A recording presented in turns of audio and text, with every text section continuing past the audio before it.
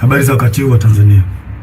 Kwa majina naitwa Captain Tesha, afisa kutoka Jeshi la Wananchi wa Tanzania katika kikosi cha Saki, kwa maana kwamba ni shule ya anga ya kijeshi. Awali ya yote napenda kumshukuru Mwenyezi Mungu, muumba mbingu na nchi, kwa kunipa uhai na afya mpaka muda huu ambapo nazungumza nanyi wa Tanzania wenzangu. Nikiwa na maumivu makubwa sana moyoni juu ya haya yanaendelea katika nchi yetu.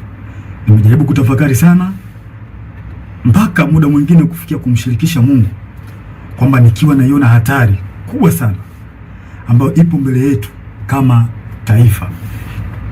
Haikuwa rahisi hata kidogo kwangu mpaka leo hii Watanzania kuniona nikiwa mbele yenu naongea haya mambo. Haikuwa rahisi kwa sababu nazijua taratibu zetu za kijeshi jinsi zilivyokuwa ngumu, hasa kwa mambo kama haya.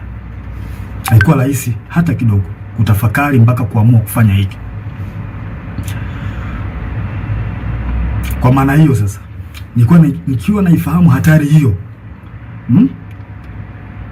iliyopo mbele yangu juu ya hichi ninachokifanya kwenye utaratibu wetu, desturi zetu, pia katika mambo mengine, sitojali hizo hatari kwa namna yoyote.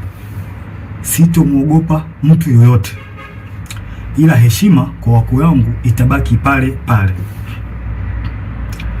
Hivyo basi nimeweza kuandika barua kwenda kwa wakuu wangu wa kazi, kwa maana kwamba CDF na wengine, kuwaeleza kwamba siridhishwi kabisa kwa yanayoendelea nchini na naiona hatari kubwa sana katika taifa letu. Hivyo basi ni vema kama jeshi kuchukua hatua haraka sana kabla hatujachelewa, kwa kuwa imani pekee iliyobaki kwa Watanzania ni jeshi lao. Japo muda mwingine wanasiasa wanajaribu kuliingiza jeshi letu kwenye mambo ya siasa, kulitumia ili uweze kufanikisha mambo yao, lakini tumebaki kuwa imara na bado tunaendelea kuaminika na Watanzania. Hivyo basi kwa kuona hilo na kuona hali ambayo ipo kwa sasa, sehemu pekee na imani pekee ya Watanzania ni kwenye jeshi lao. Hivyo nashauri jeshi letu liweze kuchukua nchi haraka sana na kuweza kuweka mambo sawa kuliko kuendelea kulazimisha kwenda mbele, hasa katika hili swala la uchaguzi. Baada ya kufanya hivyo, liweze kuwasikiliza wananchi kwenye taarifa, kwa maana kwamba taarifa mbalimbali kutoka kwa wananchi ziweze kuwasikiliza na maoni yao.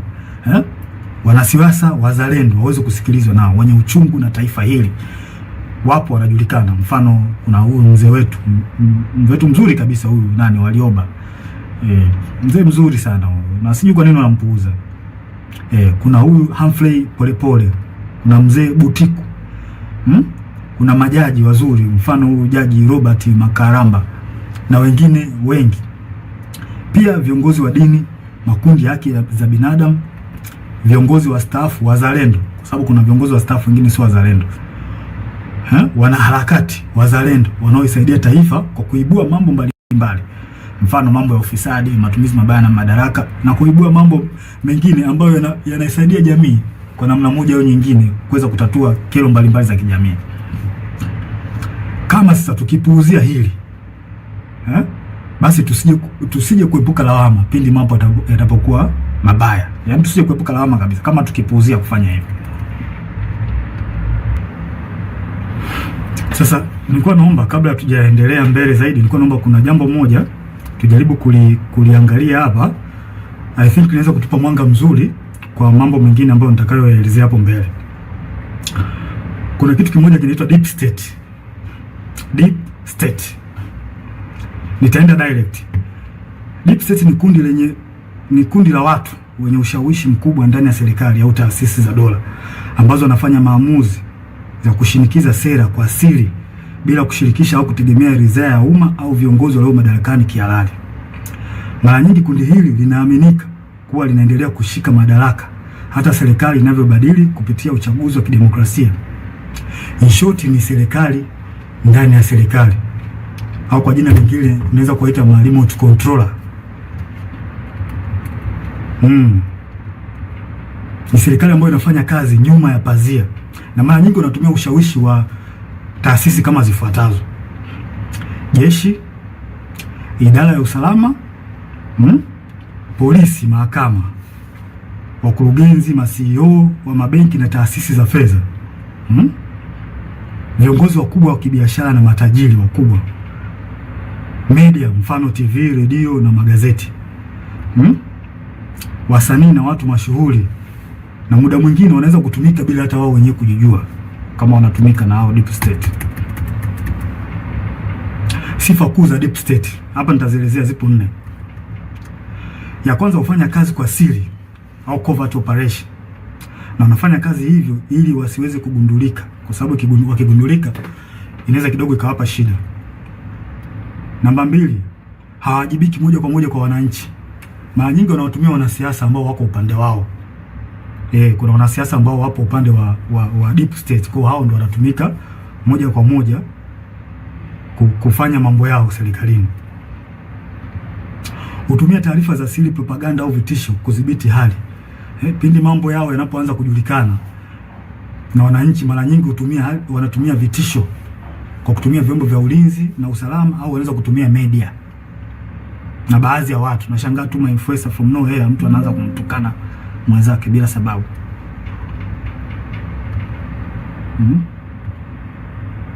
Na wanaweza kumpinga au kumuondoa kiongozi aliyechaguliwa kama hawakubaliani naye. Mfano, wananchi labda wamemchagua kiongozi fulani ambao wao wamempenda, wameona kabisa huyu kiongozi ataenda kutusaidia kutukomboa katika nchi yetu au katika jamii yetu. Sasa kama huyo kiongozi ataenda tofauti na matakwa ya hao deep state, watafanya kila hila aidha kumuondoa kwenye madaraka yake au kumdhuru afya yake, ikiwezekana kabisa kumuua. Sasa zifuatazo ni dalili ambazo zinaweza kuonyesha kwamba katika nchi yako kuna deep state. Namba 1, maamuzi makubwa yanafanyika nyuma ya pazia. Sera muhimu zinapangwa na watu wachache wasiochaguliwa na umma, ambazo hazina maslahi kwa umma na mara nyingi zinakuwa zinawakandamiza wananchi. Namba 2, idara za usalama zinakuwa na nguvu zaidi ya kawaida. Vyombo vya ujasusi, mfano polisi, usalama, vinaonekana kutenda mambo kinyume na sheria au kibali kutoka serikalini au bunge, kwa sababu muda mwingine wanapokea amri kutoka huko kwenye deep state. Namba 3, ukosefu wa uwajibikaji. Unaweza kukuta kuna hali ya rushwa au kuna rushwa ambayo imefanyika katika taasisi fulani, na unashangaa tu from nowhere watu hawachukuliwi hatua, wanaekeana kinga. Na inaonekana kabisa watu wamefanya hizo hujuma za rushwa, hakuna uwajibikaji, unaachwa. Namba 4, kampeni za habari na propaganda. Hutumia media, mfano magazeti, TV, radio na mitandao kwa ajili ya kutengeneza propaganda pindi unapoona taarifa zao au siri zao zinajulikana. Hutengeneza namna ya kuweza kuficha huo ukweli.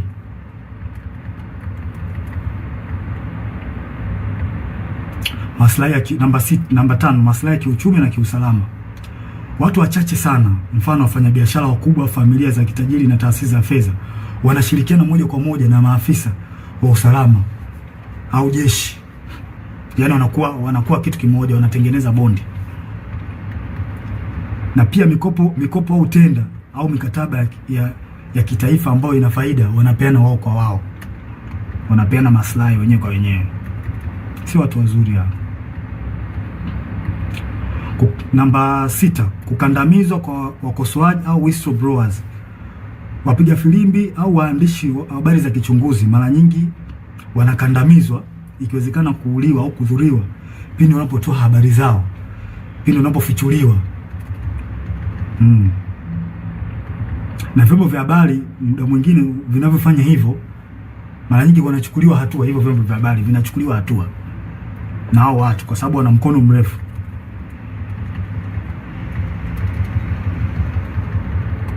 Si watu wazuri hao.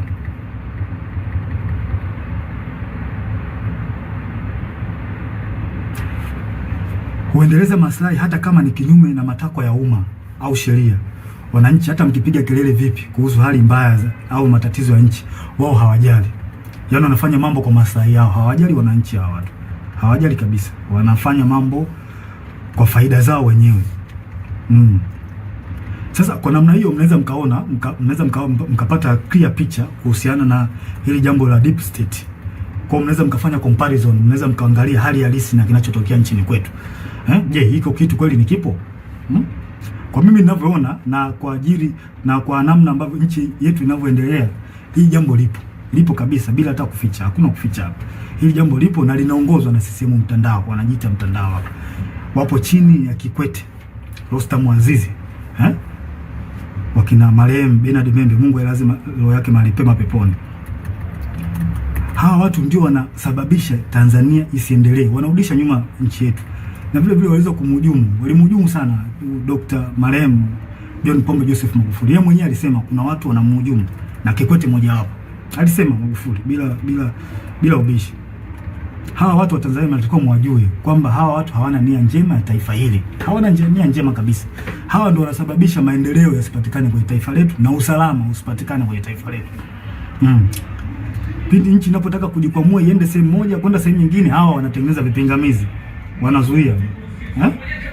Kwa manufaa yao binafsi. Ikitokea mikataba ambayo ina manufaa kwa nchi, wao wanaingilia kati, wanaichukua wao na wanajinufaisha wao. Wananchi msitegemee kuendelea hapo. Mtapata shida. Nashangaa tu changamoto haziishi hospitalini, dawa za wagonjwa. Hivi kweli nchi yetu mpaka ilipofikia mpaka leo hii tunahangaika na dawa za wagonjwa kweli? Hii haileti picha nzuri kwa kweli. Yaani baada ya kwenda mbele kama taifa tunarudi nyuma. Na hawa watu sio kuwavumilia. Kikwete sio mtu wa kumvumilia kabisa. Na tusione haya kueleza ukweli. Tusione haya kueleza ukweli katika jambo hili. Hawa watu sio wazuri. Na kwa mujibu wa Humphrey Polepole aliweza kuelezea vizuri hili jambo. Kwamba hawa watu walikuwepo tangu kipindi cha Mwalimu Nyerere. Na waliweza kutaka kujaribu kurubuni uchaguzi wa mwaka 1995. Walitaka waingie wao kwenye huo uchaguzi. Mnaweza mkaona sasa namna hawa watu waliokopo na watu hatari. Hawa watu hawakubaliki na tusikubali kama taifa. Tusikubali kwa ruhusu hao, kwa sababu hawa watu wakiendelea kuwepo, wakiendelea kushika hizi nyazi, tusitegemee kupata maendeleo. Tusitegemee kabisa. Na tuambiane ukweli wa Tanzania. Na ukweli siku zote tukiambiana ukweli unaponya taifa. Kwa kila mtu akikaa kimya, kuogopa sijui haitosaidia. Tutazidi kurudi nyuma. Hata mfanye kazi vipi my friend, mtaletewa makodi ya ajabu, mtaletewa hiki, hata faida yenyewe kwenye biashara yako hutaiona. Na ndivyo kinachoendelea hata sasa hivi. Mnajionea wenyewe. Kwa hiyo hawa watu CCM, hawa mtandao sio watu wazuri. Sio watu wazuri kabisa. Wadhibitiwe. Wanalihujumu taifa. Kabisa. Wanalihujumu taifa hawa watu. Wachukuliwe hatua kali. Wadhibitiwe kabisa. Na muda mwingine wanajaribu kutafuta zile sehemu ambazo zina nguvu. Mfano kama jeshi letu still bado lipo imara sana. Lipo imara sana. Wao wenyewe wanaona hii ni sehemu pekee ambayo wanaweza wakajifichia au wakapita huko kurahisisha mambo yao. Mfano wa mambo ya uchaguzi. Wanajua kwamba wakitumia jeshi wanaweza wakapitisha mambo yao. Na hili swala sio zuri. Na mimi ningependa nimshauri afande Sidif awe makini sana hawa watu. Hapo. Asipokuwa makini nao tutalipoteza hili taifa. Watanzania hawatakuwa na sehemu nyingine ya kulilia. Sehemu pekee iliyobaki sasa hivi ni kwenye jeshi. Jeshi ndio sehemu ambayo iko strong mpaka muda huu. Hizo sehemu nyingine, sijui mahakama, polisi, tayari Watanzania hawaziamini. Na huo ndio ukweli. Tusifiche mambo hapa. Huo ndio ukweli. Tusifiche mambo. Hebu afande CDF, naomba tuangalie kitu kimoja na wenzangu. Tunaweza mkapata tafakari kidogo hapa. Tunajua katika jeshi letu kuna watu wa aina mbalimbali. Wako wengi sana. Kuna waumini wa Askofu Gwajima. Kuna watu ambao pia walikuwa wanampenda Magufuli. Kuna watu ambao pia ni waumini wa Roman Catholic. Na ambao pia wamesikitishwa sana na kupigwa kwa huyu padri wao Father Kitime. Kuna watu pia ambao ni watu ambao wanapenda haki, wanachukizwa tu na mambo ambayo yanaendelea nchini. Wapo kwenye jeshi letu, wapo watu wengi wazuri, wapo Pia tuna watu ambao ni kabila la Kimasai ambao pia wameumizwa sana na swala ambalo linaendelea huko kwa ndugu zao, ikiwemo na wao wenyewe kuondolewa kwenye hii Ngorongoro na Loliondo, kufukuzwa. Wapo kwenye jeshi letu wa Masai, wapo wapo wengi sana. Pia kuna askari ambao ni ndugu jamaa na marafiki na watu ambao waliotekwa na kuuawa. Wapo ambao wana undugu au na urafiki, wapo wapo wengi. Sasa hebu tutafakari kitu kimoja. Sasa kama hawa watu wapo na kwa namna moja au nyingine wameumizwa na haya ambao au wameathirika kwa namna moja ama nyingine na baadhi ya matendo ya serikali, kwa mfano kama kupigwa kwa Father Kitima, au Wakatoliki ambao ni askari watajisikiaje? Kufungiwa kwa kanisa kwa la Askofu Gwajima, au waumini ambao ni askari kwenye jeshi letu wanajisikiaje? Au Wamasai, maafisa na askari ambao ni Wamasai wamefukuzwa Ngorongoro huko ndugu zao, au ongezekana wao wenyewe watajisikiaje? Au askari na maafisa ambao ni wapenda haki, wanapenda tu kuona kwamba nchi inaenda katika misingi ya haki, wakiona haya yanayoendelea nchini watajisikiaje? Sasa vipi sasa ikionekana kwamba hao wanasiasa wanajaribu kulazimisha jeshi litumike kuwanufaisha wao, hasa chama tawala? Hawa watu hawa watajisikiaje? Watahisi vipi wakati chama tawala hicho ambacho kimeshika dola ndicho kilichowaumiza, kilicholeta machungu, kufungiwa kanisa, kufukuzwa kwa Wamasai Ngorongoro, Wakatoliki kwa Father Kitima kupigwa? Unadhania watajisikiaje watu? Sijui mnanielewa.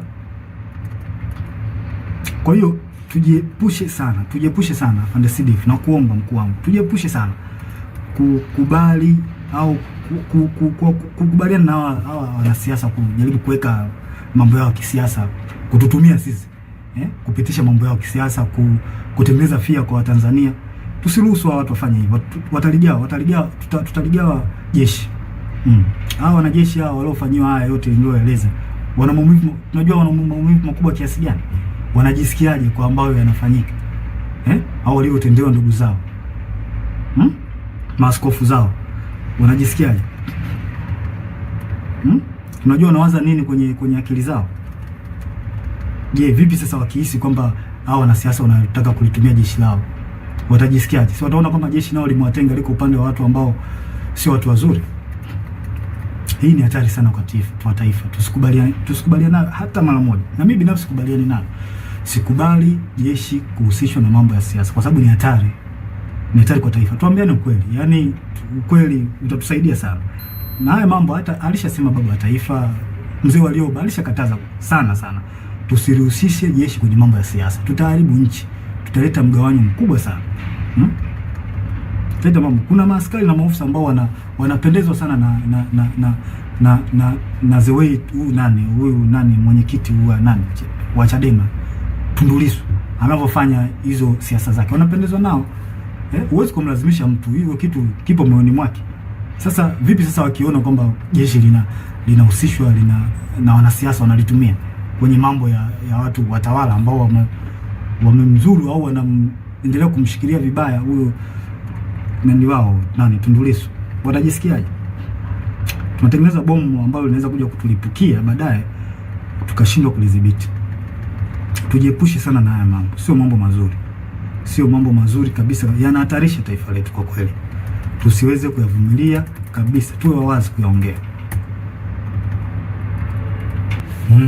Sasa huu ni ushauri wangu kwanza, tusidanganye kwamba wananchi hawajui kinachoendelea.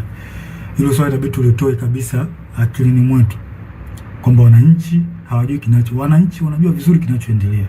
Tusijidanganye kwa hili. Kwanza nashauri kitu cha kwanza, jeshi lichukue nchi na kufanya mambo yafuatayo. Tuzuie uchaguzi. Afande CDF na kushauri, zuia uchaguzi. Huu mchaguzi una mtego mkubwa sana. Umekiuka sheria, katiba ya nchi. Na sisi pekee upande wetu ndio tunaweza kuzuia. NEC hawawezi, kwa sababu nao wanatufaika katika hili. Kwa mkuu wangu, na kushauri usiingie kwenye mtego wa kuruhusu huu uchaguzi kufanyika, na kama tukiruhusu tutakuwa tumeukosea sana Watanzania. Huu uchaguzi una makashfa mengi, kashfa za rushwa, ubabaishaji kwenye kila sehemu, ubabaishaji. Sheria zinavunjwa. Hivi tujiulize, unaingiaje kwenye uchaguzi taifa likiwa limegawanyika? Hivi hatuoni haya mambo? Hatuoni au tumeziba masikio yetu kwamba taifa limegawanyika? Mkuu, tusiruhusu taifa limegawanyika. Hili swala halina kificho, linaelezeka na linaonekana. Viongozi wa dini wameshauri, mzee Warioba, mzee Butiku wameshauri sana juu ya haya mambo. Lakini watawala wameendelea kuwa na viburi, hawataki kuwasikiliza. Japo hawa wanashauri vitu vya msingi, hawataki kuwasikiliza. Maana yake nini? Kipi kinafichwa mpaka kulazimisha uchaguzi? Kipo Ikulu ambacho kinalazimisha uchaguzi kufanyika? Mnaficha makosa yenu, hamtaki makosa yenu watu wengine wakichukua nchi makosa yenu yasijulikane. Kwa hili hamtoki. Hivi tunaingiaje kwenye uchaguzi tukiwa na kashfa kubwa nzito, wizi wa kula? Na kwa nini kauli nzito kama Mheshimiwa Polepole, ambapo NIDA amesema kwamba NIDA na NEC na sisi zimeunganishwa pamoja mfumo? Hii kauli haiwezi kupuuziwa. Hatuwezi kuacha ipite hivi hivi hata kidogo. Uchaguzi usimamishwe ili swala lichunguzwe. Na pia inanipa mashaka na nashangaa, tangu hii kauli itolewe, sijui kama kuna hatua zozote zilizochukuliwa mpaka sasa hivi, sijui. Na hii inanipa mashaka. Na juzi kati hapa nilikuwa kijijini, kwa kwenye kijiji fulani hivi, kamwona kijana anapita amevaa nguo ya CCM, ameshika simu na karatasi ya majina. Nikamwita, nikamwambia hebu nione hiyo karatasi yako hiyo na majina. Kuangalia nikaona namba za NIDA, sijui majina, sehemu, mwaka wa kuzaliwa. Nikamchunguza, nikaangalia na kwenye smartphone yake nikaona mfumo kwamba anaweka jina pale.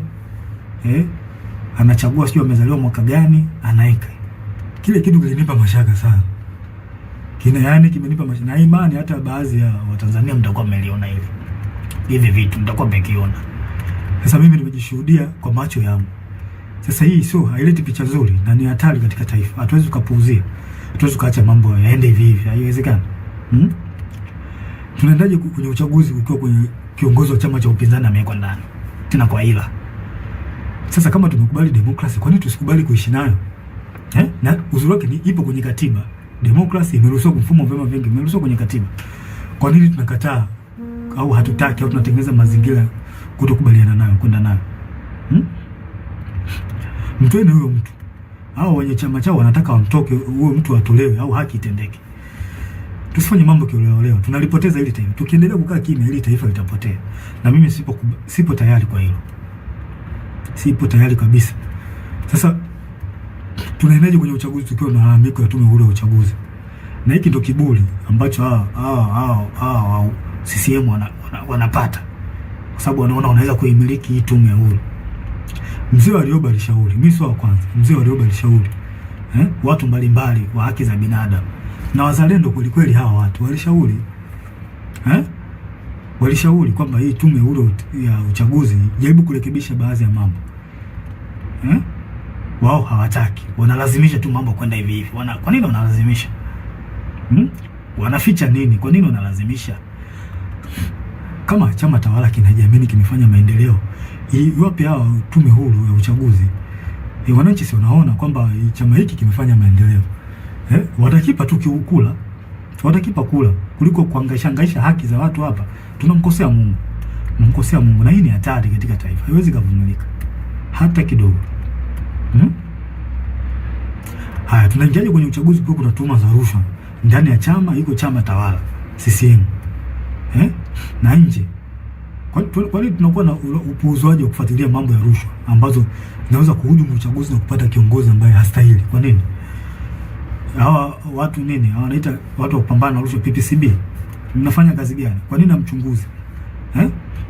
Kuna viongozi kuna tuhuma za viongozi watu walitoka Chadema kwenda sijui chama gani, chama cha nini, cha umma. Kuna tuhuma hapo kwamba hawa watu, kuna tuhuma za rushwa, walienda huko ili kwenda kuhalalisha uchaguzi. Vipi, mnazichunguza hizo tuhuma au mnaacha mambo yaende? Mkiacha mambo yaende, mnaharibu taifa. Nawaambia, mnaharibu taifa. Hili taifa mnaliharibu mkiacha mambo, msipotimiza majukumu yenu, mnaliharibu taifa, na hili halikubaliki. Na sijui mnalipeleka wapi hili taifa. Hili swala lichunguzwe. Hizi tuhuma haziwezi kaachwa zipite hivi hivi tu, alafu mnalazimisha uchaguzi ufanyike. Hakuna uchaguzi hapa mpaka hizi tuhuma zichunguzwe, ujulikane ukweli. Yani from nowhere cha umma, watu ambao walikuwa wana nini, wanalisha ubwabwa, eti ghafla ndio kimekuwa chama kikuu cha upinzani. Hiyo ikubaliki na ingia kilini. Hakuna uchaguzi wa namna hiyo. Mungu hajabariki hilo. Na Mungu kama angekuwa amebariki hivi vitu vingeenda tu vizuri. Sasa mnaenda kumpata kiongozi ambaye hata Mungu mwenyewe hajakubaliana naye. Hii ni hatari kwa taifa kubariki hata kidogo.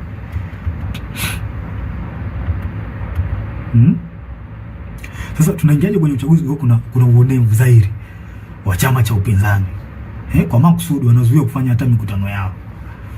Wanafunguliwa kesi za hila na za ovyo za kuwazoofisha. Wafuasi wao wanakamatwa, wanatekwa, wengine wanauawa. Kama vile sio Tanzania. Hili halikubaliki. Halikubaliki hata kidogo. Kama tumekubali mfumo wa demokrasia, kwa nini tunashindwa kuishi nao? Mfumo wa demokrasia tumeukubali na tumeweka kwenye katiba. Kwa nini tunakubali kuishi? Kwa nini hatutaki kuishi nao? Kama hatutaki demokrasia hii, demokrasia mfumo wa vyama vingi, basi tuiondoe, kuliko kufanya tu mambo kiolela, mnaua watu, mnawapiga, mnawazoofisha. Sio vizuri, leti picha nzuri. Hawa ni Watanzania wenzetu. Haitaki hili swala, mimi sikubaliani nayo. Hiki kitu kipo ndani ya katiba. Mfumo wa vyama vingi upo ndani ya katiba. Sasa kwa nini mnawazoofisha hawa vyama hivi vya upinzani? Kwa nini mnawazoofisha? Wengine mnawafungulia makesi. Kweli hili halikubaliki. Afu ngoja niwape mbinu chama tawala. Ngoja niwape mbinu ambayo iko very clear. If you really want to destroy or defeat the opposition party, the only thing is to derive development that will direct impact the life of citizen. Hii ndo the only way ya kuweza kudestroy chama cha upinzani. Pelekeni maendeleo kwa Watanzania. Pelekeni maji, pelekeni maendeleo yale ambayo ni tangible, ambayo direct itawafikia Watanzania, wananchi wenyewe. Hapo ndo njia sahihi ya kuweza kuua vyama vya upinzani. Na sio kama hivi mnavyofanya, mnawaua, mnawapiga. Haileti picha nzuri. Sio jambo zuri. Hawa wote ni Watanzania. Sio jambo zuri kabisa, likubaliki. Namkosea Mungu bure. Haya, mtaingiaje kwenye uchaguzi? Hata chama chenyewe iko chama tawala. Uteuzi wao wa kiongozi wao hauna uhalali. Watu wamelalamika, wameenda mpaka mahakamani. Wengine mpaka leo wanalalamika kwenye vyombo vya habari na mitandao ya kijamii kwamba kiongozi wao hajateuliwa kwa mujibu wa katiba yao. Tunaendaje kwenye uchaguzi kwa staili kama hiyo? Nafasi za ubunge zimekuwa za rushwa. Ndugu jamaa na marafiki ndio wanapewa hizo nafasi. Sasa mtaenda kutengeneza serikali ya aina gani? Wale watu waliochaguliwa na Watanzania wenyewe na wananchi waliopitishwa kwenye kura za maoni, ambao wananchi wanawaamini kwamba ni watu wazuri na watendaji kazi wazuri, mmewakata, mmeka watu wetu. Sasa nashangaa mtaenda kutengeneza serikali ya aina gani huko mnapotaka kwenda? Hii ni hatari kwa taifa na haikubaliki. Haikubaliki hata kidogo.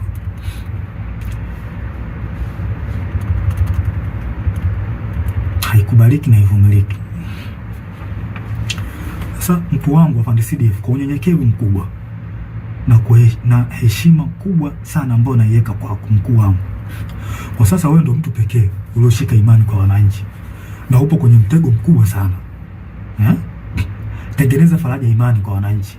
Hili swala sio la Chadema Hili swala ni la taifa, umoja na mshikamano na upendo wa taifa letu. Ili tuweze kuendeleza hayo, na kushauri mkuu wangu, zuia huu uchaguzi. Huu uchaguzi hauna kibali hata kutoka kwa Mungu. Mkuu wangu Afande Sidifu, zuia huu uchaguzi. Kibali kutoka kwa wananchi tayari unacho, na imani wananchi watakuwa na imani wananchi wanataka, kwa hali tu inavyoonekana kwenye mitandao. Labda mitandao nao ni njia rahisi ya kuweza kupata taarifa, kupata habari. Wananchi wanalalamika uchaguzi uzuiwe. Kwa Afande Sidifu, na kushauri mkuu wangu kwa upendo kabisa na unyenyekevu wa hali ya juu sana, stay positive, zuia uchaguzi. Kibali kutoka kwa Tanzania umepata, zuia uchaguzi, wavushe hapa tulipo, na kuahidi ukifanya hivyo utarudisha imani kubwa kwa wananchi na jeshi, ambao ukweli usiofichika kwamba kuna namna ambayo jeshi letu liliteteleka, kwamba kuna namna ilionekana na ilihisiwa kwamba kuna namna inatumika na baadhi ya wanasiasa. Kwa hiyo ukifanya hivi utaweza kurudisha imani ya wanajeshi na wananchi kwenye jeshi lao. Kwa maana jeshi letu lipo kwa ajili ya kulinda katiba na kuwalinda wananchi, na sio kiongozi aliyekuwa madarakani. Mkuu wangu Afande Sidifu, nasisitiza tena, huu uchaguzi ni wa kihuni, tusikubali kabisa. Tusikubali wahuni wachukue hili taifa, na ndio maana kuna hali ya kulazimisha hawa wahuni hawa, kuna jambo wanataka kulifanya, tusikubali. Tukifanya hivyo, hakika tutakuwa tumeligawa taifa. Na haya mambo sio ya ufisadi ambao tunayaona sasa hivi, ufisadi sio uwaji, yani utaongezeka maradufu, na wananchi hawatakuwa na la kuongea, utaongezeka maradufu tukikubali uchaguzi ufanyike. Afande Sidifu, umeshika matumaini ya Watanzania, zuia uchaguzi.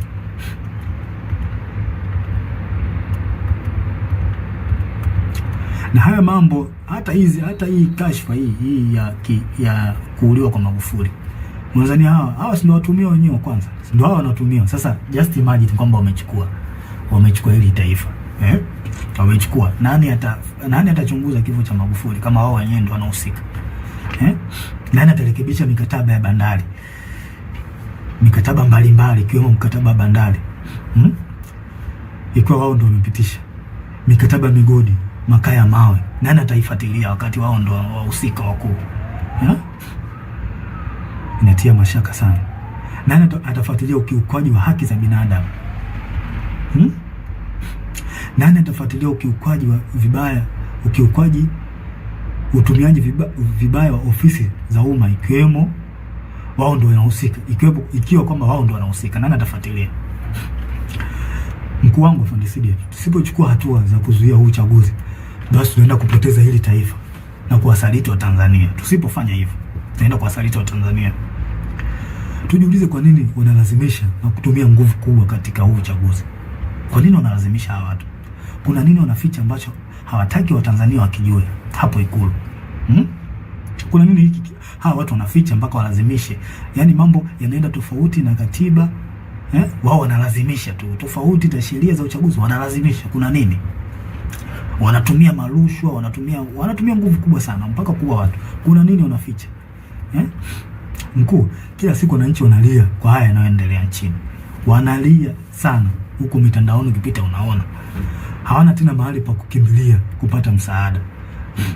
Maana kama mahakama yenyewe hawana imani nayo. Na mahakama ipo upande wa watawala. Jeshi la polisi ndo kabisa lipo hivyo, hawaliamini. Na huo ndo ukweli usofichi. Yaani hapa ni kuongea ukweli. Tukitaka kuliponya taifa letu tuongee ukweli. Hawaliamini.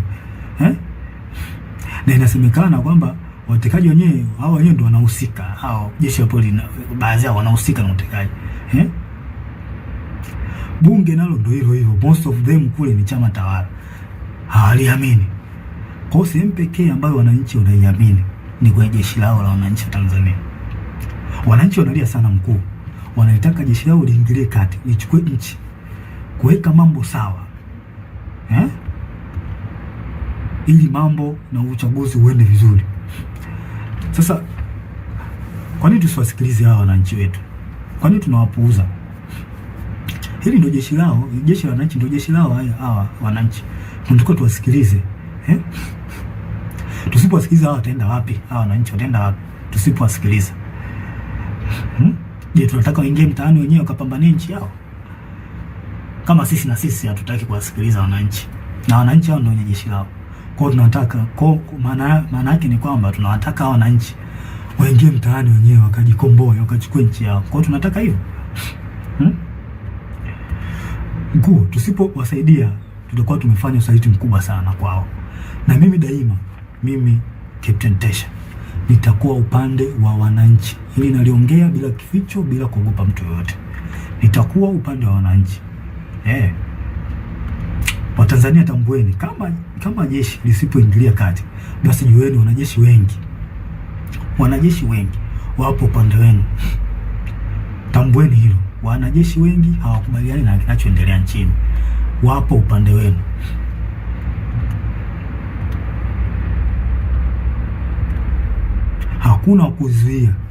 Hakuna kuwazuia tena. Nendeni mkadai haki yenu ya kikatiba, wala msogope. Na hakuna kutia huruma tena. Nendeni mkachukue nchi yenu kwa mujibu wa katiba. Maandamano yapo kwa mujibu wa katiba. Na haya mambo hata baba wa taifa aliongea, Mwalimu Julius Kambarage Nyerere. Tusikubali wahuni waichukue nchi. Tukiwa wazembe wapole, wahuni watakuja kuwatawala. Kwa hiyo tusikubali. Wananchi mko upande sahihi. Hawa watawala wamewapuuza maoni yenu. Na kama wamepuuza, maana yake ni nini? Chukueni haki yenu, tendeni haki yenu. Hakuna kuogopa, hakuna kutia huruma tena. Sasa na ole wake polisi au mtu yeyote hawazuia wa Tanzania kudai haki yao ya kikatiba. I promise you, hutobaki salama. Wewe utakaowazuia wananchi kudai haki yao ya kikatiba, hutobaki salama. Nasema hili wazi bila kificho. Siogopi mtu yoyote.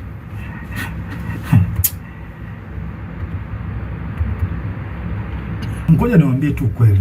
Mimi napenda sana kuambia ukweli, hasa katika mambo critical kama haya, mambo ambayo yanahusu nchi. Mimi napenda sana kuongea ukweli.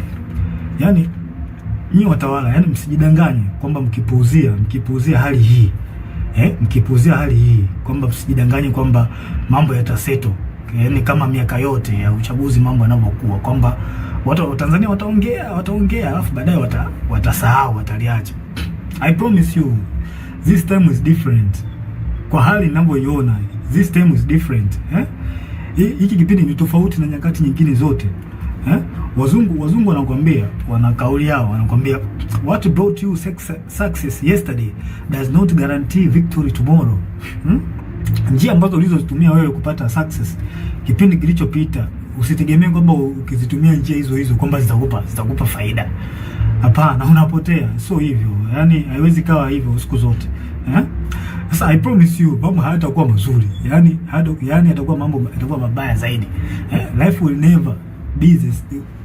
Wazungu wanasema life will never be as usual kama mkilazimisha hili. Jinsi mnaona, hata wenyewe mnaona kwamba hali ni tofauti. Kama mkilazimisha hili, life will never be as usual in Tanzania. Sure I'm telling you. Yes. Afande Sidef, mimi nakuombea kwa Mungu wa mbinguni katika jina la Yesu Kristo, akupe hekima na ufunuo kuyaona haya na kulinusuru taifa.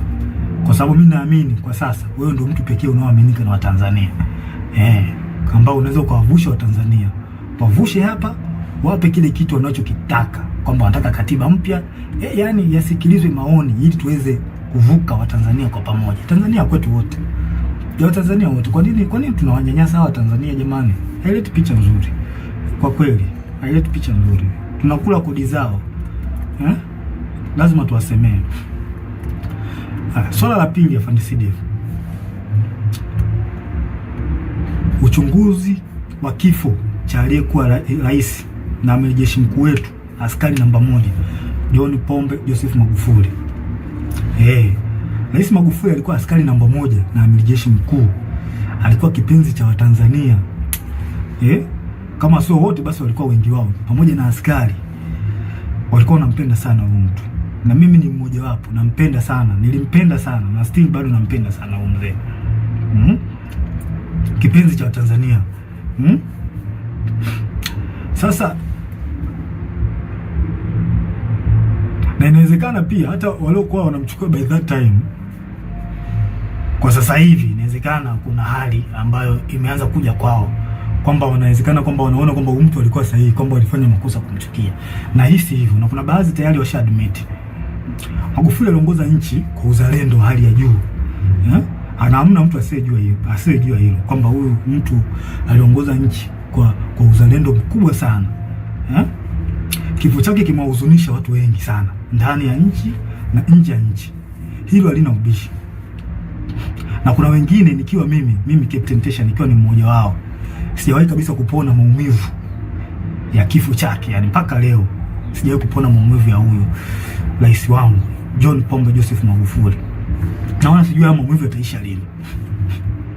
Sasa kwa hali hiyo tumeweza kusikia taarifa mbalimbali.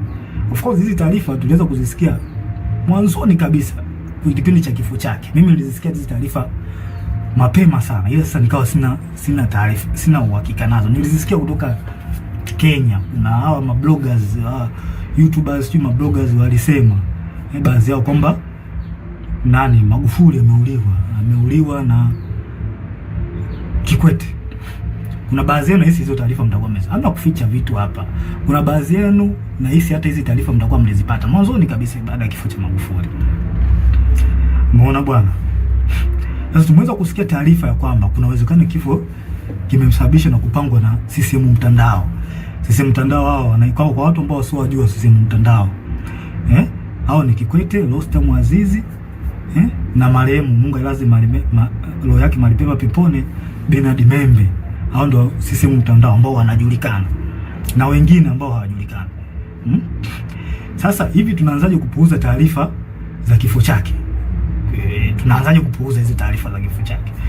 Pamoja na kwamba zilitolewa kwenye vyanzo vingi, lakini mtu kama Humphrey Polepole sio mtu wa kumpuuza hata kidogo. Huyu mtu yani utumishi wake unaeleweka. Ameshika nyadhifa mbalimbali, sehemu tofauti, na kwa kweli ni mchapakazi kweli. Pia kweli mimi nampenda huyu mtu kwa uchapakazi wake. Nampenda. Nataka nijifunze baadhi ya vitu, nataka nijifunze kutoka kwake. Ni mtu mzuri sana. Mtu mzuri sana. Sasa tunaanzaje kupuuza taarifa zake? Tunaanzaje kuzipuuza hizi taarifa za Polepole? Hizi taarifa zake haziwezi kupuuzwa hata kidogo. Na rais hata usalama wa taifa wanazo. Polepole ameeleza hata hizi taarifa za kuuliwa kwa Magufuli hizi, usalama wa taifa walikuwa wanazijua. Na hata CCM wenyewe baadhi yao walikuwa wanajua. Na hili sala inanisikitisha sana mimi binafsi. Linanisikitisha sana. Na rais hata wazalendo wengine inawasikitisha kwamba tangu taarifa hizi zimetolewa hakuna hatua yoyote iliyofanyika.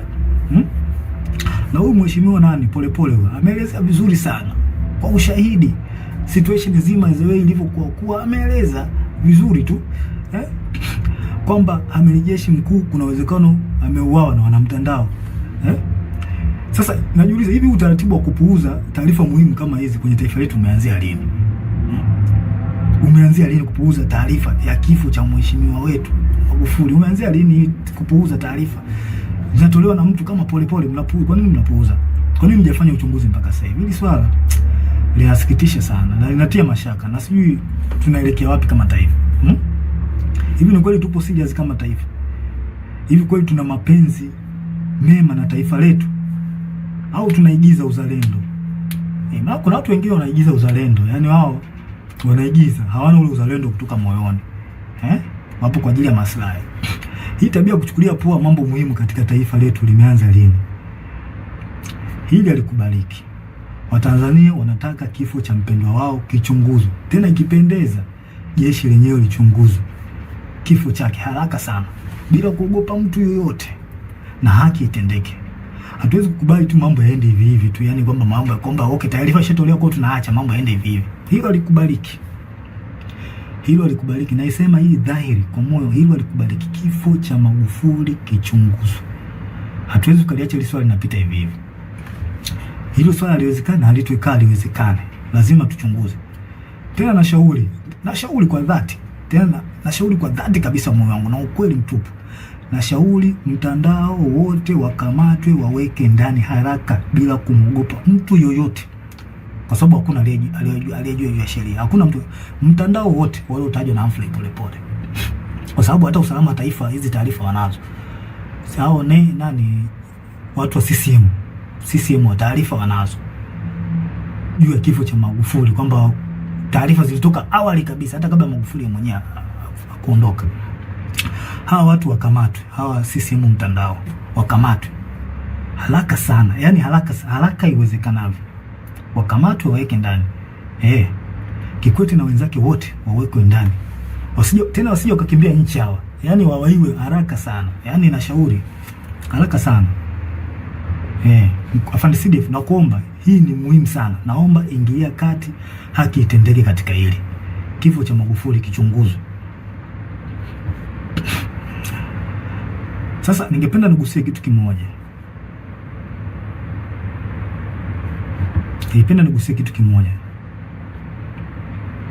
Mwaka 2005 kuna kiongozi mmoja wa kijeshi ilisemekana alilishwa sumu. Kilikuwa kipindi hiki cha mambo ya uchaguzi. Kuna kiongozi mmoja wa kijeshi ilisemekana alilishwa sumu, na hii imekuja baada ya yeye, ilisemekana kwamba alikataa, kuna baadhi ya maagizo alikataa, kwamba alilazimishwa au aliambiwa jeshi litumike kwa namna moja au nyingine kuwapa ushindi chama tawala. Kilikuwa mwaka gani? 2015. Na imani baadhi yetu tulikuwa tunakumbuka hii issue ilivyotikisa taifa by that time. Na huyu kiongozi alikuwa anapendwa sana na wanajeshi pamoja na raia, walimpenda sana. Sasa mimi nataka muunganishe dot, wa Tanzania wenyewe muunganishe dot, kuanzia kifo cha Magufuli kwamba aliwekewa sumu.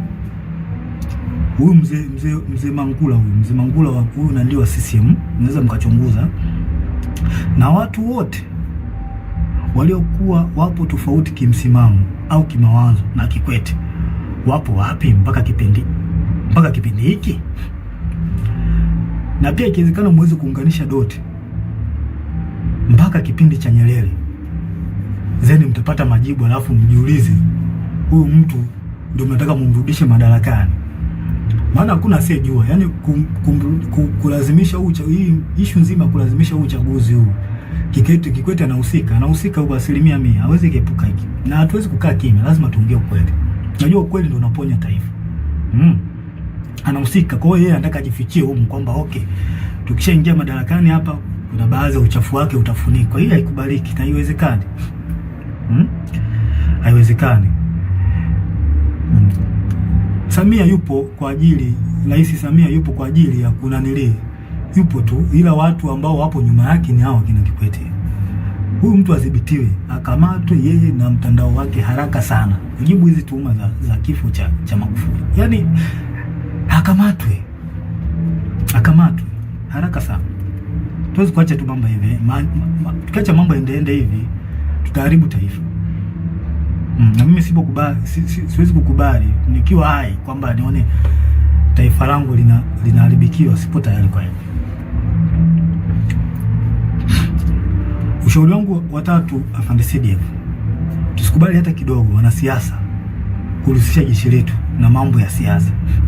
Hili swala mimi sio mtu wa kwanza kulizungumzia, na madhara yake makubwa sana.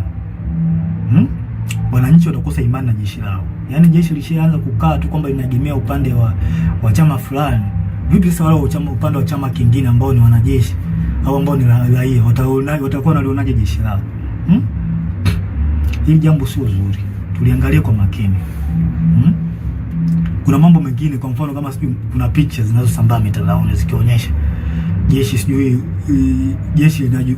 lina magari ya kijeshi sijui yametumika, helikopta vikitumika, sijui watu wengine sijui wale kuruta wanaenda kwenye kampeni. Hili jambo ni kama ni kweli, jambo halileti picha nzuri. Haileti picha nzuri kabisa kama ni kweli. Tunaharibu nchi. Sasa vipi sasa, kwa mfano chama kingine kinaomba sasa magari au kinaomba helikopta kwamba okay, kwa sababu mmewasaidia watu fulani na sisi tunaomba mtusaidie. Vipi wakiomba tutawapa?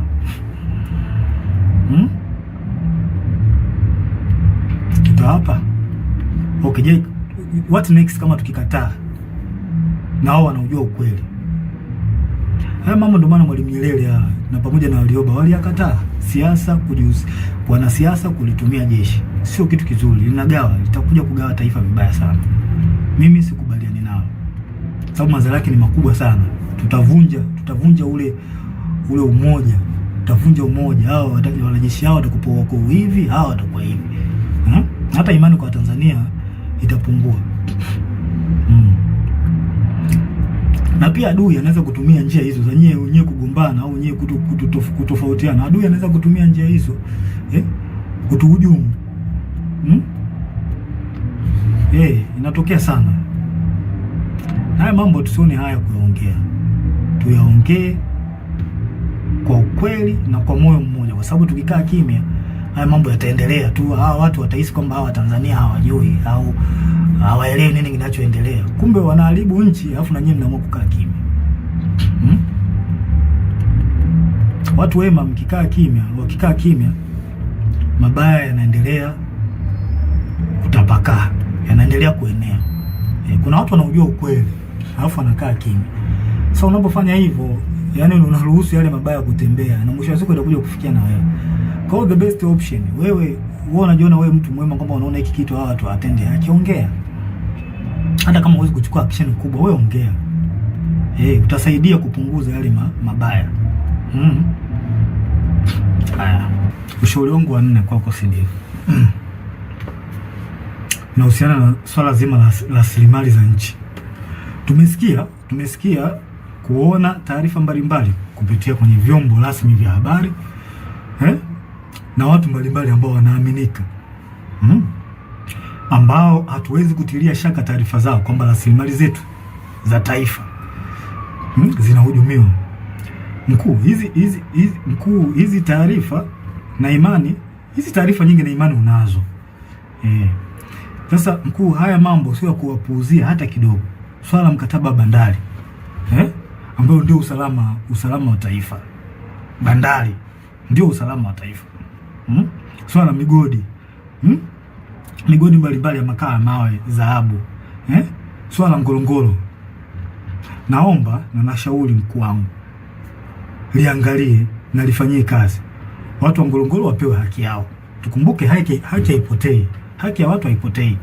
Tutaichelewesha tu, lakini haipotei. Maumivu leo nayo watu wa Ngorongoro hayaleti afya kwa taifa hata kidogo, zaidi ya kuleta laana. Kama tuwatendei haki hawa watu, tunaleta laana kwenye taifa. Mtaka muelewe hivyo. Msipowatendea haki watu, taifa litapata laana, pamoja na wewe kiongozi ambaye unasimamia. Sio umeshindwa kutenda haki. Hawa watu wa Ngorongoro wana maumivu makubwa sana. Sana. Pia nashauri jeshi lako lipitie mikataba ya tangu Magufuli alipofariki. Nasemekana kuna mikataba mingi imepitishwa hapa ambayo haina manufaa kwa taifa. Mengi. Sasa mimi I'm just think kwamba hii hali kwamba tukiacha iendelee hivi, tukiruhusu uchaguzi upite hivi ambao ni wa magumashi. Hivi mikataba nani ataipitia? Nani ataipitia mikataba jamani? Ndiko tu uchungu na taifa letu. Hawa watu hawa ambao wako madarakani wanaonekana hawana uchungu kabisa. Na hilo swala halina ubishi. Tuongee ukweli. Hili swala halina ubishi kabisa. Nani ataichunguza sasa hiyo mikataba? Kwa hiyo afande CDF na shauri mikataba yote tangu Magufuli alipofariki mpaka sasa ichunguzwe. Kwa sababu haya mambo tunayoyasikia kwa watu ambao tunawaamini na mitandaoni sio ya kupuuzia, kwa sababu mitandao ni chanzo pia cha kupata taarifa. Kwa hiyo issue iliyobaki ni kufanyia kazi. Kwa hizo taarifa za mitandaoni sio za kupuuzia hata kidogo.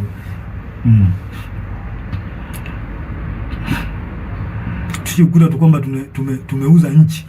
Maana tukianza kupuuzia mambo ya mikataba, tunaweza kukuta kwamba tumeuza nchi bila kujijua. Na kuanza kuhangaika sijui na kodi za bodaboda, sijui kodi za mawinga. Kama mawinga nao mtu amemaliza zake chuo, ameamua ajishikize tu kuwa winga, eti naye anatakiwa alipe kodi. Huu ndo mwanzo kuonyesha kwamba rasilimali zetu zimeuzwa. Mnashindwa kusimamia rasilimali vizuri, mnaanza kuhangaika na watoto. Boda mlimbisha kodi ya nini? Winga. Mtu yuko Kariakoo kule anajitafuta, mnataka mumlipishe kodi. Sijui kodi za kufanya biashara mtandaoni, sijui ukiposti nini, sijui mambo ya kodi. Kweli ndio tumefikia huko. Haikubaliki. Afande CDF, naomba uione hii hatari. Hii halikubaliki. Kodi za mtandaoni. Yaani mtu anafanya biashara yake, anaposti vitu vyake, nataka muende kumdai kodi. Does not make sense. Hii haina maana kabisa. Hii sio ishara nzuri kwa taifa.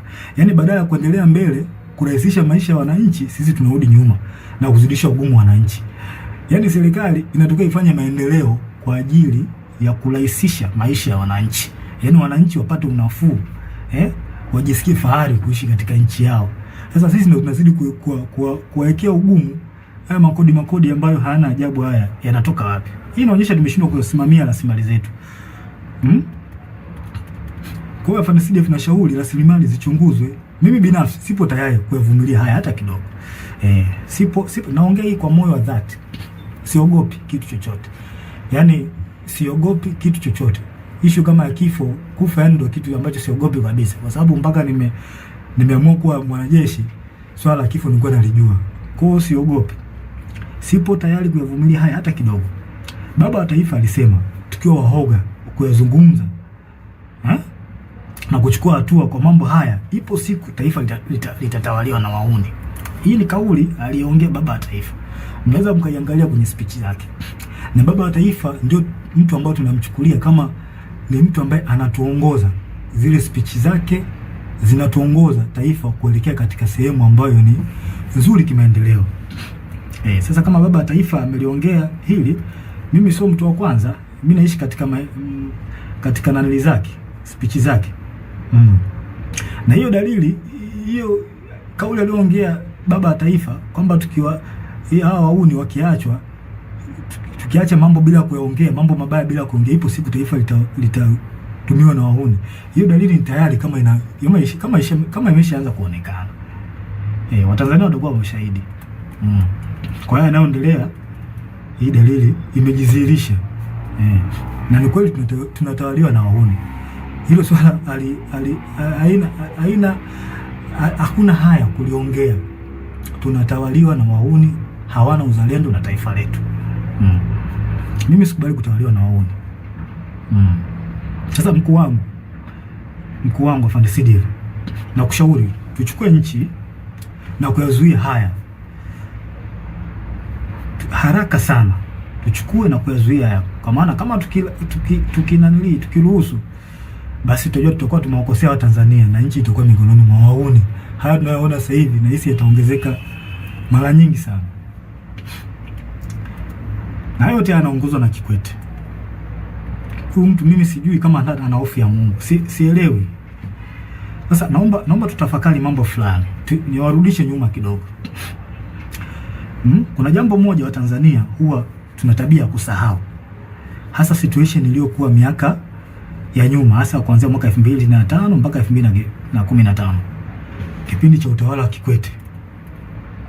Ngoja tukumbushane nchi jinsi ilivyochezewa na Kikwete kwa kashfa za matumizi mabaya ya madaraka, ambaye sasa huyu Kikwete yuko karibu na Samia. Kwa hiyo mtatafakari wenyewe. Haya.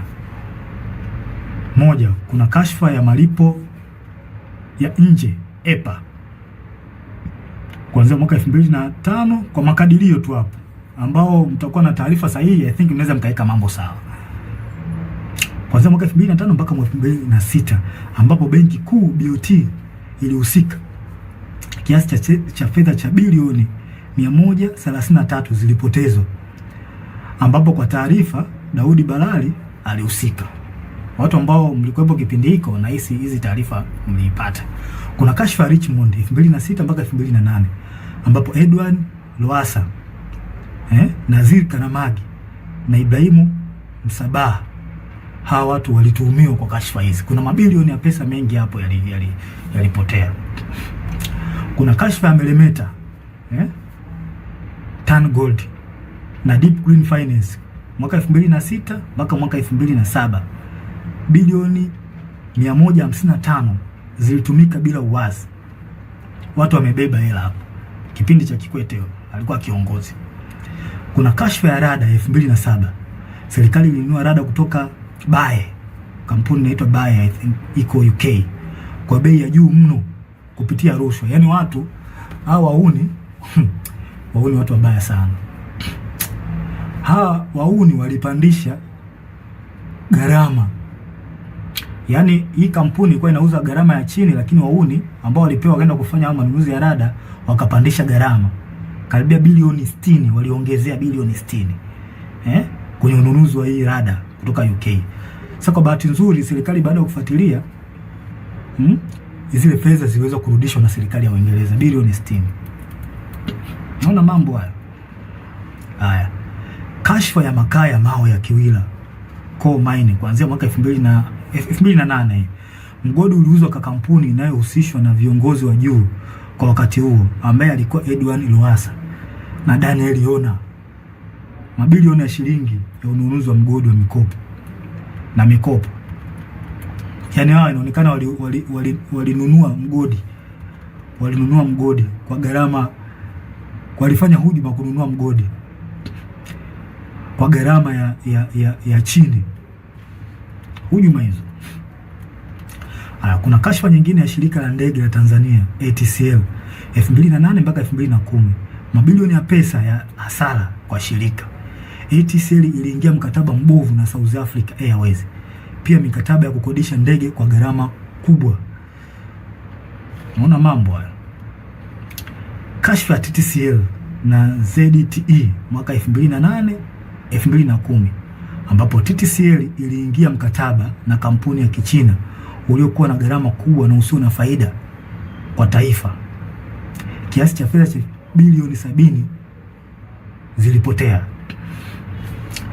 Kashfa nyingine ni kashfa ya bandari na TICS 2010 mpaka 2015. Mamia ya bilioni yalikuwa yanapotea kila mwaka juu ya rushwa, upotevu wa mapato, mikataba mibovu kati ya TPA na waendeshaji binafsi wa bandari. Kashfa nyingine ni kashfa ya gesi ya Mtwara 2012 mpaka 2013. Rushwa ya mabilioni ya dola yalifanyika kwenye mkataba. Hii ilipelekea maandamano makubwa Mtwara na baadhi ya watu kupoteza maisha. Kashfa nyingine ni kashfa ya Tegeta Escrow 2014. Mitambo ya umeme IPTL PA. Fedha zilikuwa katika akaunti ya escrow ya benki kuu zilichukuliwa na kugawiwa kwa watu binafsi, makampuni na viongozi wa kisiasa. Kuna viongozi hapa waliokuwepo kwenye hii kashfa, kuna Sospeter Muhongo na viongozi wengine walihusika. Kashfa NCCF na Kigamboni New City 2012-2014. NCCF iliwekeza katika mradi mikubwa ya ujenzi ikiwemo mradi wa Kigamboni New City bila uwazi na kwa gharama kubwa. Billions of money zilipotea kwenye hii kashfa. Kashfa nyingine ni kashfa ya bandari ambao wengi wenu, bandari ya Bagamoyo ambao wengi wenu mlisikia. Hizo ni kashfa kubwa. Ingawa zipo nyingi lakini hizi ni baadhi. Hizi ni kubwa ambazo zilikuwa kipindi cha utawala wa Kikwete. Huyu mtu ambaye sasa hivi yupo karibu sasa na Rais Samia. Pia kuna kashfa ndogo za kipindi hicho. Kuna manunuzi ya magari ya mawaziri na viongozi, magari ya kifahari 2006 mpaka 2011. Yaani kuna magari ya kifahari yalinunuliwa ya mawaziri na viongozi kwa wakati huo. Kuna ubadhirifu katika miradi ya maji ya vijijini mwaka 2009 mpaka 2013. Baadhi ya miradi ilipokea fedha nyingi lakini haikukamilika. Hili hata Magufuli aliliongelea. Mikopo yenye utata kupitia benki za serikali kama TIB na benki ya kilimo, na baadhi walionufaika walikuwa wana ushawishi kisiasa. Yaani wanasiasa walijinufaisha kupata mikopo kwenye hizo benki. Ufisadi katika mikataba ya ujenzi wa barabara na madaraja. Gharama zilikuwa zikipandishwa kiholela. Kashfa ya manunuzi ya sare za jeshi la polisi. Angela Kiziga alihusika. Sasa hizo ni kashfa ambazo zilikuwa kipindi cha Kikwete, huyu mtu ambaye yuko sasa hivi yuko na Mama Samia, yuko karibu naye sana. Nadhani mnaweza mkawa na picha fulani. Sasa basi, kwa baadhi ya watu ambao mlikuwa mmesahau haya na ambao mlikuwa hamjapata akili, hii ndio awamu ambayo Kikwete alikuwa kiongozi. Na kashfa nyingi hapo mtandaoni na kashfa nyingi hapo, wana mtandao walihusika kwenye hizo kashfa hizo. Kwa hiyo mnaweza kutafakari wenyewe na kupata majibu kwa hizi kashfa. Tena hizi ni chache, zipo nyingi sana. Kashfa za awamu ya 6 ambazo kipindi cha mama na imani mmezisikia, nyingine mmezishuhudia na mnaziona mpaka wakati huu. Kashfa za mama. Tusifiche mambo. Unajua, tukitaka kuponya taifa, mimi kila siku nitakuwa naongea, tukitaka kuponya taifa tuongee ukweli. Ukweli unaponya taifa. Hamna kuficha mambo hapa. Nilikula kiapo cha kusema ukweli. Mimi nitasema ukweli, hata kama unawaumiza nitasema ukweli. Kashfa za awamu ya 6 mnazisikia kila siku zinapostiwa. Polepole, mheshimiwa Polepole. Tena Polepole anajitahidi sana kueleza Watanzania. Mimi yani, hebu msikilizeni huyo mtu anawasaidia. Msikilizeni. Ameeleza makashfa nyingi, mama mfisadi ya mtoto wa nani, mtoto wa rais. Yaani mtoto wa rais tulitegemea uwe mfano kwa vijana wa Tanzania, kuwa mtu ambaye una tabia nzuri, una mwelekeo mzuri, lakini mtoto wa kiongozi ndio anakuwa mtu mwenye kashfa. Haileti picha nzuri kwa taifa, na ni aibu kwa mheshimiwa rais, mtoto wako kuwa na kashfa. Ni aibu. Aibu sana.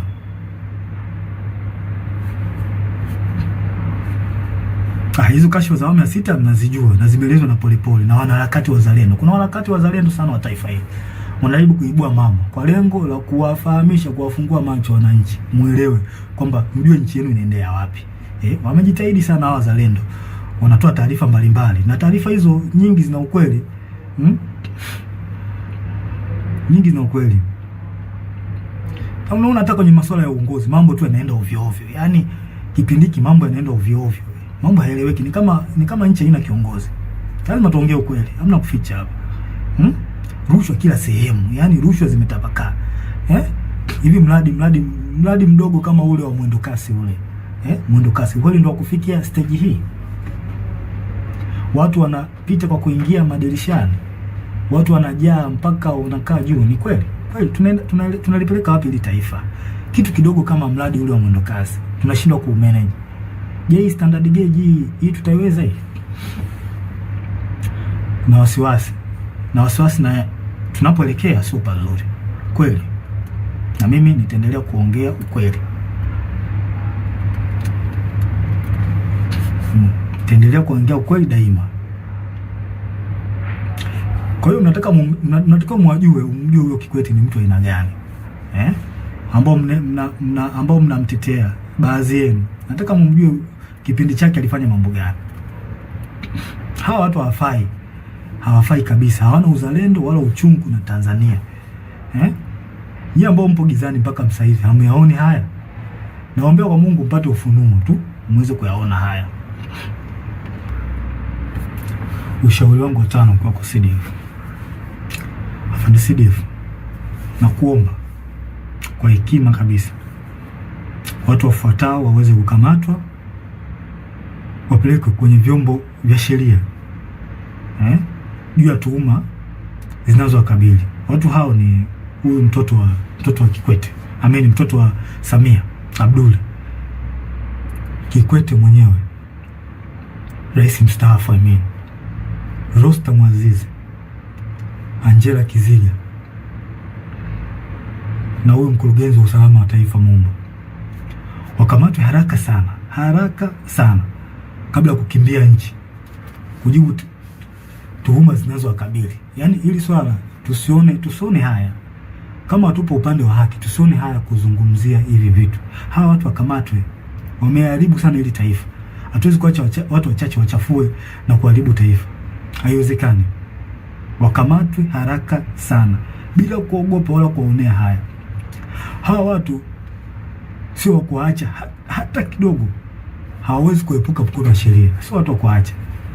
Kwa haya yanayoendelea hawawezi kuepuka mkono wa sheria, na hii inaonyesha ndio maana wanalazimisha uchaguzi ili wafiche uchafu wao. Inatabidi tulifikirie hili swala. Kwa nini hawa watu wanaficha, wanalazimisha sana uchaguzi?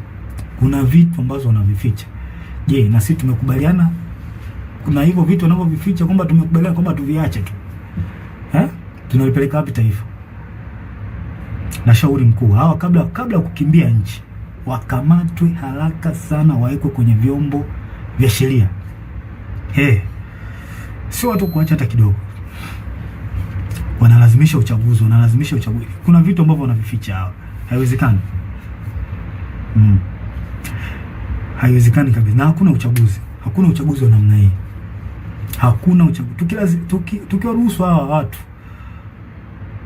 wafanye huu uchaguzi ambao hauna haki wala kibali kwa Mungu, tunaenda kulipoteza taifa. Na tusije kusema kwamba kumlaumiana baadaye.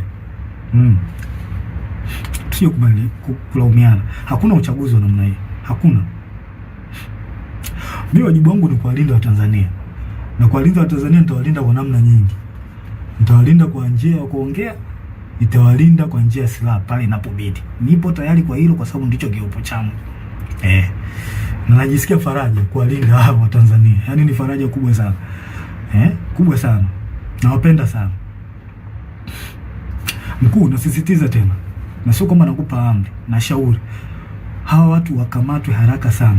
Hili swala halitopita daima mpaka haki itendeke. Nchi gani tunakubali kusumbuliwa na kikundi cha watu wachache wasioitakia mema nchi? Yaani kikundi cha watu wachache kisichozidi hata 20 kinasumbua watu almost milioni 60. Kweli tunakubali kusumbuliwa na watu na wanajeshi na tukiwemo humo?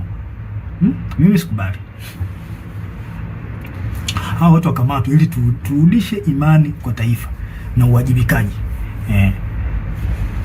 Maana walishazoea kwamba Watanzania wanaongea alafu watasahau. Hili swala halitosahaulika milele na milele mpaka kieleweke. Na hata kama imetokea mmeniua mimi, na imani wapo watu wengine wataendelea kuongea. Kwa sababu mnaweza mkatafakari, kama mnahangaika na watu ambao wanaongea ukweli afu mnawaua tangu mlipoanza hivyo vitu vya kuwaua watu mpaka leo hii, vipi mmefanikiwa? Lazima tuongee ukweli, hamna kufichana hapa. Mlifanikiwa? Kwa mimi nitaongea, mkiniua watakuja watu wengine kuongea. Mpaka kieleweke. Haki lazima itendeke hapa. Nyerere alishasema tukikaa kizembe wauni watakuja kututawala. Mimi sikubali kutawaliwa na muuni. Sasa afande CDF, naomba niliweke ili swala niliweke, niwe mkweli katika swala hili. Na wanajeshi wenzangu wazalendo kweli. Naomba niliweke ili swala liwe open kwenu. Tusipokuwa makini, jeshi letu litakuja kutekwa na wanasiasa. Hii inakuwa mwazi kabisa, sincerely. Kama ilivyotekwa mahakama, jeshi la polisi, usalama, na iona hatari jeshi letu nalo kuja kutekwa na wanasiasa. Na tusidanganye kwamba kwetu halitotokea. Hiyo inawezekana na dalili zishaonekana. Lakini this time itakuwa tofauti na miaka yote. Hawa watu wamefanya maovu mengi sana. Hawa kina Kikwete, Rostam, Samia, wametumiwa kwa mambo mengi sana, maovu na mazito kweli kwa taifa hili. Hivi mnahisi watakaa kizembe?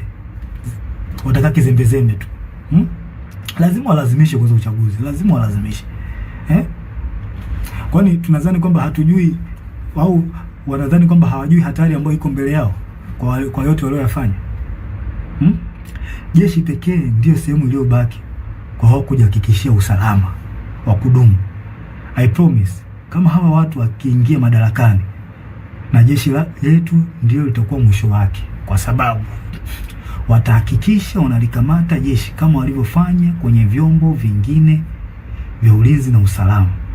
Hili halina ubishi na liongea kwa ukweli. Watalikamata jeshi letu na watafanikiwa. Na hii watafanya ili wapate full protection. Na hapo wananchi na wanajeshi wenye uzalendo wa kweli na mapenzi mema katika taifa hili mtakuwa hamna pa kwenda kwa kulilia. Lazima tutataka full protection. Kwa sababu kwa uchafu waliofanya lazima watajitahidi by enemies wapate full protection, na sehemu iliyobaki ni jeshini. Kwa hiyo lazima watalikamata jeshi, lazima. Tukiruhusu uchaguzi ufanyike, uchaguzi huu ufanyike, lazima watalikamata jeshi kama ilivyokuwa polisi na mahakama, lazima watafanya hivyo. Je, tupo tayari kwamba tunakubali wafanye hivyo? Hawa tuone hii hatari ambayo iko mbele yetu.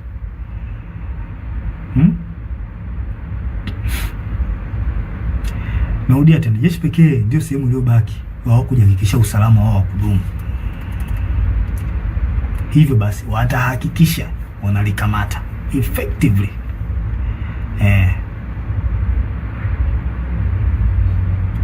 Hawa watu wa FARDC lazima wadhibitiwe haraka sana, na sio jambo la kupuuzia hili. Ushauri wangu sio jambo la kupuuzia hili. FARDC hawa watu wadhibitiwe haraka sana, sio watu wazuri hawa, sio watu wazuri kabisa, yani sio watu wazuri. Sasa wanasiasa wastaafu, wanasheria wastaafu, viongozi wa jeshi wastaafu, viongozi wa dini, hivi hamuoni hii hatari ambayo iko mbele yetu? Ingawa baadhi yenu mmejitokeza kuongea, lakini wengi wenu bado mpo kimya. Au mnadhani kwamba hili swala haliwahusu? Na I promise you, hii hatari mkikaa kimya, kwa sababu nyinyi mnajiona mko salama, nyinyi viongozi wa staafu na wengine mnaona mnakaa tu kimya, mnajiona mko salama. I promise you, hii hali ikitokea, madhara yake na nyinyi mtakuja kuona baadaye. Lazima itawafikia. Lazima mtawafikia, itawafikia tu. Sasa hivi mnaona kwamba mnakaa kimya, mnaacha tu mambo yanafanyika ovyo ovyo, nyinyi mnakaa kimya. Au mnanufaika na nyinyi? Na washauri viongozi wangu wastaafu, viongozi wa dini, msikae kimya. Taifa linaenda kupotea. Toa ukweli katika hili. Msikae kimya, taifa linaenda kupotea. Msikubali uchaguzi ufanyike. Hakuna mchaguzi wa aina hii. Wanalazimisha kwa sababu wanajua mambo yao waliyofanya, uchafu waliofanya, na ndio maana wanalazimisha sana. Tuongee ukweli. Hakuna kuficha hapa. Kuna swali lingine ambalo mheshimiwa Polepole alizungumzia, na mimi napenda tu nilisisitizie. Nashauri katika taasisi zote za serikali, vyombo vya ulinzi na usalama, mahakama, bunge, wizara zote, hasa wizara ya fedha, taasisi za usalama wa taifa na sehemu nyinginezo, tunzeni taarifa zote za ushahidi zinazohusu ukiukwaji wa sheria na taratibu za serikali. Kama msipofanya hivyo, time will come, and it very soon, time will come, tutatakiwa mtujibu, tutataka mtujibu wapi zilizopo hizo taarifa, na hatutakuwa na uvumilivu na mtu yoyote. Sure, I'm telling you, hatutakuwa na uvumilivu na mtu yoyote. Tunzeni hizo taarifa, tunzeni taarifa zote za mambo ya rushwa, za mambo za ukiukwaji wa madaraka, uvunjifu wa taratibu, uvunjifu wa sheria. Tunzeni hizo taarifa. Time will come, tutahitaji hizo taarifa.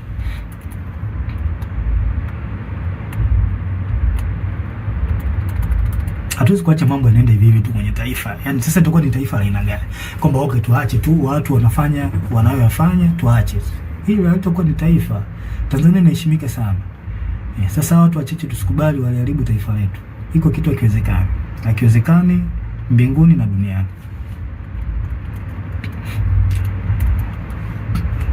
Pia nashauri wanasiasa na baadhi wakuu wa vyombo vya ulinzi na usalama, hebu tuache kutengeneza psychological fear kwa Tanzania.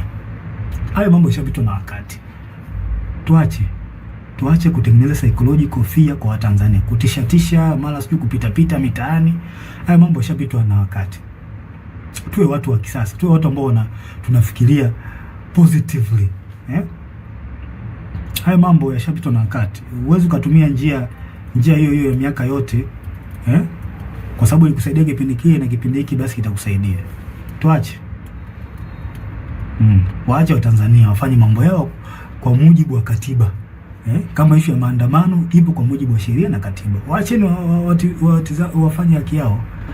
Kwa nini mnatengenezea mazingira ya kuwatishatisha? Hii jambo sio jambo zuri. Na tunavunja katiba mnapofanya hivyo. Maana mkifanya hivyo mnaongozea hasira hawa watu. Mwisho wa siku wanakomaa, wanazoea, wanaona kumbe watafanya hivi, kumbe watafanya hivi. Kumbe wanapita mtaani wanananilie. Hebu tubadilike, hili sio jambo zuri, halina afya.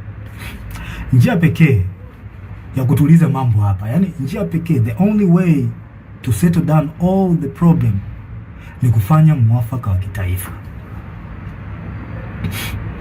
Hiyo ndio njia pekee ambayo itasaidia haya yote kuliko kuwatishatisha.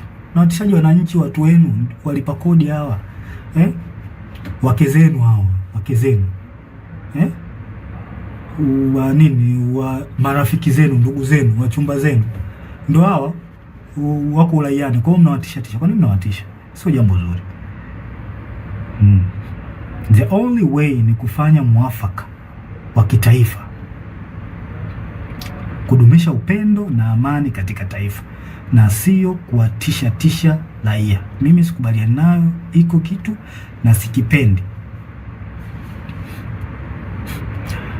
Tunataka tujue pia huu mwaka ni tofauti. Hili swala halihusu chama fulani, eti sijui chama cha upinzani. Hapana, hili swala ni la taifa. Tusome alama za nyakati tuone. Hili swala linahusu taifa. Sio swala la Chadema hili swala. Kwa mwaka huu mnabidi muangalie hata nyenye tofauti wa huu mwaka. Watu waalizishwa nao endelea nchini. Mwafaka wa kitaifa unahitajika. Na ningependa niwashauri wa Tanzania, wananchi, sincerely, mpo katika right track. Mnachokifanya au mnachotaka kukifanya, sijui maandamano, mpo sahihi. Mpo sahihi kwa sababu hata baba wa taifa ameliongelea hilo. Mpo katika right track. Mna baraka zote kutoka kwa baba wa taifa, mna baraka zote kutoka kwa Mungu na hata kwangu. Na pia mnataka mtambue kwamba asilimia kubwa ya wanajeshi wapo upande wenu. Wengi hawezi kutoka hadharani kama nilivyotoka mimi, kwa sababu sio ujasiri wa kila mtu ambaye anaweza kufanya hivi. Ila mtambue wanajeshi wengi na askari, hata kwenye polisi huko na sehemu nyingine, wapo upande wenu. Hapo upande wenu kabisa. Na kwa sababu mnachokisimamia ni haki na kinaonekana, basi jua hata baba wa haki ni Mungu wetu, Mungu wa mbinguni, yupo upande wenu. Hakuna kuogopa wala kutia huruma. Hili naliongea kwa msisitizo. Hakuna kuogopa wala kutia huruma. Na ole wake, yani hapa naliongea sasa kwa kumaanisha ole wake polisi au mtu yoyote atakayewazuia wa Tanzania kutimiza haki yao kikatiba. Siku inakuja, I promise you, siku inakuja tutakuuliza kwa nini ulikubali kupokea amri ya kuwazuia hao watu au kuwaua au kuwazuru. Kwa nini ulikubali kufanya hivyo? Najua muamini, lakini siku iko njiani. Hatuwezi kuacha taifa lipotezwe na watu wachache. Iko kitu hakikubali. Hakikubaliki hata kidogo. Hayo mambo 6 yalikuwa ushauri wangu kwa wakuu wangu.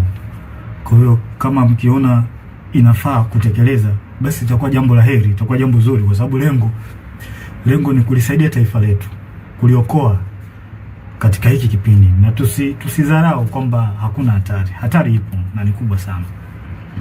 Sasa jambo lingine la mwisho, ningependa tu niwashauri wasanii na ma-influencers, wasanii mbalimbali na ma-influencers, vioo vya jamii hao wanajiita. Wasanii, jitahidini mkae upande wa wananchi. Huo ni ushauri ambao nawapa, japo sio wa ulazima sana, ila ningependa niwashauri mkae upande wa wananchi. Jifunzeni kwa wasanii wengine wa nchi nyingine. Matatizo kama haya yakitokea, angalieni woga wanakaa upande gani. Huu ni ushauri wangu wa bure na ni mzuri kabisa. Kama ikiona inafaa, mnaweza mkautekeleza, ila kama mkiona haifai, pia mnaweza mkauacha. Nimemaliza, ila kabla ya tarehe 29 Mungu akitupa uhai nitarudi tena. Kabla ya tarehe 29, na kama kutakuwa hakuna mabadiliko yoyote, nitarudi tena. Lengo ni kuliokoa hili taifa. tulisaidie. Hatuwezi kukaa kimya. Nitarudi tena kabla ya tarehe 29. Asanteni, nawatakia wakati mwema. Mungu awabariki sana.